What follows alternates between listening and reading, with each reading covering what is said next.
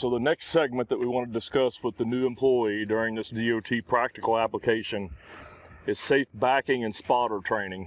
We will be doing this without a trailer. I realize that the example that I'm using here, this truck has a trailer hooked up to it, but we will do this without a trailer. It's important to let the new employee know a few things. Number one, don't back if it's not necessary. If they can pull into an area like this driver has done here, where they can pull in and they can pull straight out without ever backing up, that's obviously our first option. The second thing we need to let them understand is that backing accidents at this time, the last 3 years running, have been the #1 preventable accident at Electrocom. So it's a very common thing that we are trying to get a handle on and trying to curb are these backing accidents. So it's extremely important that they pay attention during every module, but they really need to focus in this module about preventing those backing crashes. And the first way to prevent a backing crash, again, is to park in a position where you don't have to back out. The next thing that you'll want to talk to them about is the two roles. Role number one is obviously going to be the driver. Role number two is going to be the spotter. During this exercise, we want them to have an opportunity to do each of those two roles. We want them to be the driver. We also want them to have an opportunity to be the spotter. And we'll talk a little bit here in a minute about each of those individual roles and what they need to do. So not backing if it's not necessary. Parking in a low-risk area, if they can possibly do that. For example, if they're at a business, they're on lunch break, they stop at someplace to get supplies, it's important that they park in a position where it's not as crowded, not as congested, not as many cars, not as big as danger or risk as backing out. Even if it means walking a little bit further to get where they're going, they need to park kind of far out to where they don't have to back. So one thing we're going to see about backing also is to encourage them, if they have to back to the driver's side whenever possible. Obviously, their visibility from the driver's side is going to be a whole lot better than that blind spot on the passenger side. So if they have to back, they should back slowly and they should back to the driver's side. So before they back, if they have to back, there's a couple things they need to remember. Number one, anytime they park, Electrocom policy is that they place a orange traffic cone at the front of the vehicle, and when we go around back, you'll see it back there. There's also one at the back of the vehicle. The reason for that orange traffic cone is this.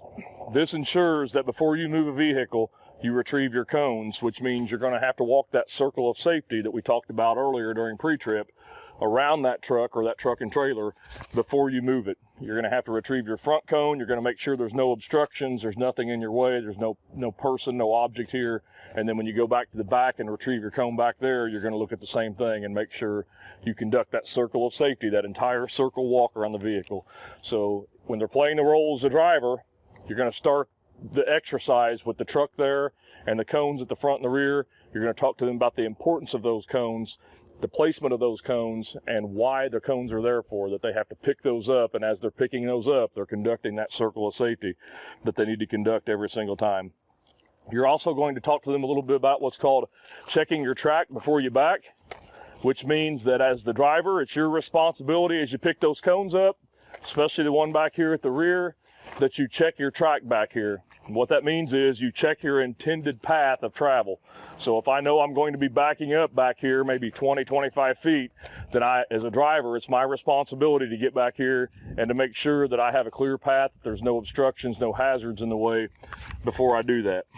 So again, you'll have a sheet that covers all of this information. You don't have to commit it to memory, but here's what you're going to discuss with them. You're going to discuss the role of a spotter. You're going to teach them the hand signals, which we'll cover here in just a minute when we talk about the spotter. Checking the track before you back, not backing if it's not necessary, parking and backing in a low-risk area, the circle of safety, the cone placement, backing slowly to the driver's side if you have to back, if that's possible. And the last thing is reassessing as you back. What that means is you're backing slowly and you're the driver, your window is down, the radio's off, you're listening to and watching your spotter in the mirror who is checking along with you for changing conditions while you're backing up. Something that wasn't there before. Maybe a person walks by, maybe an animal walks by, a dog walks by, whatever the case may be, but that you are reassessing all of those changing conditions as you're backing up. So first thing we're going to do is we're going to walk up here, we're going to talk about the role of the driver. Again, remember that the new employee is going to have the opportunity, each one of those new employees needs to have the opportunity to do both the role of the driver and the role of the spotter.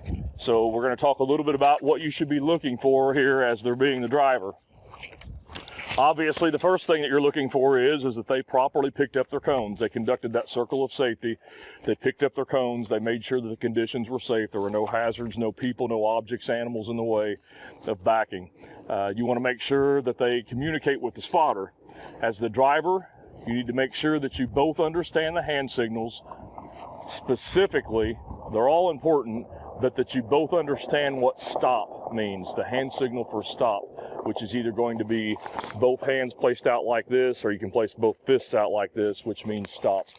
The spotter and the driver need to totally and clearly understand what stop means, and they need to be on the same page on that. So you're going to make sure they pick the cones up, they conduct their circle of safety, they communicate with the spotter, that they understand what stop means and what the hand signals mean.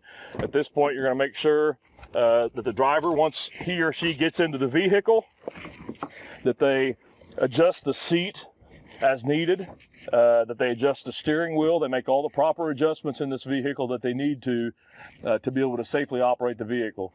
The big thing is the mirrors.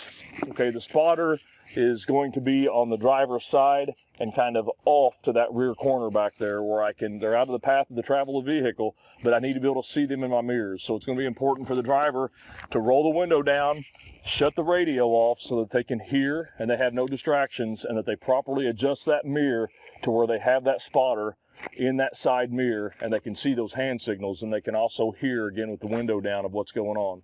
So you want to make sure, again, they adjust the mirrors, they adjust the seat, the steering wheel as they need to, that they shut all distractions off inside here, they turn the radio off, they roll the window down, and they can make those proper communications with that spotter back there. As they back, you want to make sure that they back slowly, preferably to the driver's side if possible. And you also want to make sure that as they're backing slowly, that they're constantly reassessing. They're looking in that mirror, they're watching for that spotter, they're following the guidance of that spotter as they're backing up. So that's basically the things you're going to have them cover as the driver. Again, each employee gets an opportunity to be a driver and to be a spotter during this exercise, and we need to make sure that they do and demonstrate all the skills that they need to. You will have a form, again, as I keep referring to, that has all this information on it. It has all the skills that the employee should demonstrate as the driver, and it has all the skills that the employee should also demonstrate as the spotter. So with that, we've covered the driver. We're going to go back here and we're going to cover what their role is as the spotter. Okay, so the role of the spotter, let me start out here. Now as we move over, we transition to the role of the spotter. The first thing that I will mention is this. Number one, again, that the driver and the spotter are on the same page in terms of they understand what the hand signals are, that they can see each other in that side mirror, and that the driver can hear the spotter back here. The second thing that's important for the spotter is to put themselves in a safe position. We don't want the spotter back here directly behind the vehicle where they could possibly stumble, fall down, get ran over. The driver can't see them. We want the spotter to position themselves back here maybe 10, 12, 14 feet off of the rear corner of the vehicle, where they can have eye connection and eyesight with the driver sitting behind the steering wheel, that the window's down like it's supposed to be, the radio's off, and that they can hear each other. So we'll talk a little bit about hand signals. It's important we have uniform hand signals at Electrocom, and it's important that each employee understands what those hand signals are, and they're pretty simple. So the first thing we'll talk about is just telling someone to come straight back. It's going to be the motion with one hand like this, motioning straight back to the side of their head, telling the driver that they need to come back. If they need to come back and go a direction, it's simply holding up an arm to indicate that direction. If I wanted the driver to come back to my left, this direction, I would simply be saying continue to back up, and I would point out with my left arm. If it's going to be come back to the right, it's going to be just the opposite. I'm going to be telling them to continue to come back and using my right arm to show them that they need to continue back. To show them distance as they get closer to where I want them to stop backing, I'm going to show them with my arms. When they get a couple of feet away, I'm going to be showing them this, and I'm going to bring it together all the way down until it's time to stop. When it's time to stop, it's going to be both hands forward like this, or it can be both fists forward like this. So it's important that we understand The hand signals, if you need them to pull up for whatever reason, you're simply going to do this. You're going to tell them to pull in the forward direction a little bit. But it's important that they each understand those hand signals, that again, each employee gets the opportunity to demonstrate as a driver, but to also demonstrate as a spotter. And again, as a spotter, it's important to have that constant eye connection, that the driver can hear you, the driver can see you, you can see each other, they see the hand signals, they understand the hand signals, that you are standing in a safe position to where you can effectively and safely back a vehicle. Again, just in summary, number one preventable crash at Electrocom 3 years running is backing. So it's important that we cover this with them. They understand that we do not back at Electrocom without a spotter. They have to have a spotter when they back. It's also important for them to understand that not to back if they don't have to. If they can park in a position that allows them to pull forward and never have to back up in the first place, then they've eliminated that possibility. If they do have to back without a spotter, it should be very, very rare occasion, maybe a situation where someone is out working by themselves. The fiber splicers, for example, a lot of times find themselves out in rural areas with no one around. Sometimes they have to back up without a spotter. It becomes extremely important for them to conduct that circle of safety, to make sure they're checking their path before they back, and to constantly reassess as they're backing. If that means putting it in park and getting out and reassessing and checking again, that's what they need to do, but we need to make sure that we safely back. Again, you'll have a form that has all this information on it. You don't have to commit it to memory, but just be sure they understand the importance and the requirement by company policy that they back with a spotter.